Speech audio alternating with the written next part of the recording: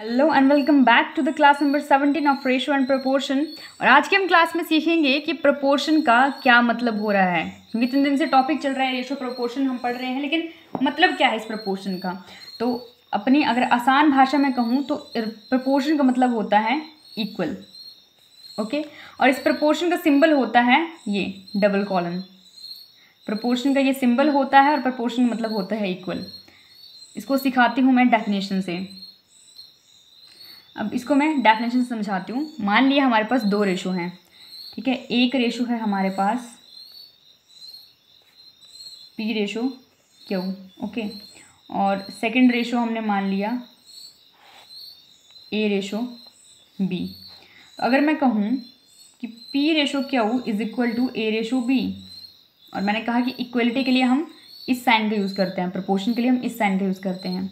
अगर ये रेशो इसके इक्वल है, मतलब P ratio Q is proportion to A ratio B, अगर ये कंडीशन सेटिस्फाइड हो रही है कि अगर ये रेशो जो है वो इसके इक्वल है, which mean P Q A B are said to be in proportion. So this is definition of proportion. I think आपको कवर हुआ, अभी क्लियर हुआ होगा कि प्रोपोर्शन क्या होता है। मैंने बताया कि प्रोपोर्शन का मतलब होता है इक्वलिटी, इक्वल, और प्रोपोर्शन का सिंबल होता है डबल कॉलन। तो जब एक रेशो दूसरे रेशो के इक्वल होता है, जब भी आपका एक रेशो दूसरे रेशो के इक्वल होता है, तब हम बोलते हैं कि जो टर्म्स हैं, ये जो भी टर्म्स यहाँ पे यूज़ हुई हैं, जो भी एलिमेंट यहाँ पे यूज़ हुए हैं, we are said to be are in proportion. तो हम बोल सकते हैं कि जो एलिमेंट हैं आर इन प्रोपोर्शन, ये प्रोपोर्शन में है। तो प्रोपोर्शन का मीनिंग समझ में आया कि जब 2 रेशो एक दूसरे के इक्वल होते हैं, तब हम इन P Q A B को बोलते हैं कि ये भाई एक दूसरे के प्रोपोर्शन में हैं। अब इसी के अंदर एक और चीज़ सिखा देती हूँ। जैसे कि यहाँ पे मैंने कहा कि P रेशो Q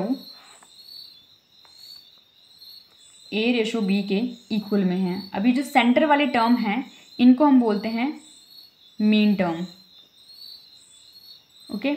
और ये जो बाहर वाले टर्म है, जैसे हमारा P है और B है, ये जो बाहर वाले टर्म है, इनको हम बोलते हैं एक्सट्रीम टर्म,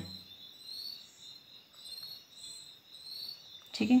तो प्रोपोर्शन में हमने इतना सीख लिया कि एक रेशो जो है वो दूसरे रेशो के इक्वल होता है, वो होता है हमारा प्रोपोर्शन। प्रोपोर्शन का मतलब जब एक रेशो दूसरे रेशो के इक्वल है तो वो प्रोपोर्शन होता है, और प्रोपोर्शन का साइन होता है डबल कॉलन। दूसरी चीज़ मैंने सिखाई कि जो अंदर वाले टर्म हैं इनको बोलते हैं मीन टर्म, और जो बाहर वाली टर्म है इनको बोलते हैं एक्सट्रीम टर्म। इतना क्लियर है? अगर इतना क्लियर है तो इसी में एक रूल यूज़ होता है, वो समझ लो। रूल ये होता है कि मीन टर्म का product is equal to extreme term का प्रोडक्ट। मीन टर्म का प्रोडक्ट, तो मीन टर्म्स कौन सी हमारी Q और A, तो Q और A का product is equal to extreme term का प्रोडक्ट। तो एक्सट्रीम टर्म्स है हमारी P और B। So this is all about the basic concept of proportion. तो यही था प्रोपोर्शन की बेसिक्स जो आपको पता होने चाहिए। पहला ये कि प्रोपोर्शन का मतलब कि जब 2 रेशो एक दूसरे के इक्वल होते हैं उसको बोलते हैं प्रोपोर्शन, ठीक है। दूसरा मैंने कहा कि जो सेंटर वाले टर्म हैं इनको बोलते हैं मीन टर्म्स, जो एक्सट्रीम पे खड़ी हैं इनको बोलते हैं एक्सट्रीम टर्म्स, और मीन टर्म का product is equal to extreme term का product, okay. So this is all about in our proportion. इसमें आपने सीखा कि प्रोपोर्शन क्या होता है, ठीक है। प्रोपोर्शन का बेसिक कंप्लीट हुआ। आगे रेशो प्रोपोर्शन की बहुत सारी प्रॉपर्टीज़ हैं, इनको हम पढ़ेंगे, बहुत सारे रूल्स कंसेप्ट हैं, उनको भी हम डिस्कस करेंगे।